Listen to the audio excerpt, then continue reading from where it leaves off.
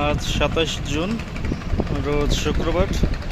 এখন বাজে হলো 3:47।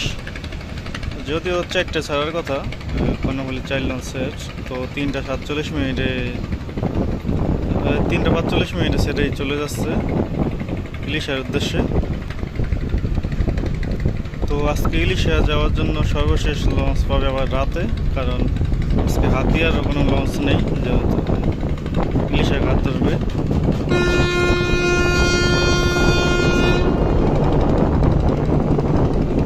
কর্ণফুলী 3 লঞ্চটি জাস্ট অনেক ওজন, পানি অনেক বাজে, সেই কারণে দেখলে বোঝা যাচ্ছে যে অনেক গতিতে চলেছে, কিন্তু তা নয়।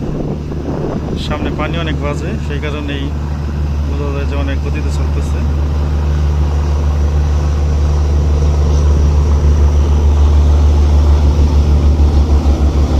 কিন্তু ঢেউ সৃষ্টি হয় অনেক কর্ণফুলী 3 লঞ্চের।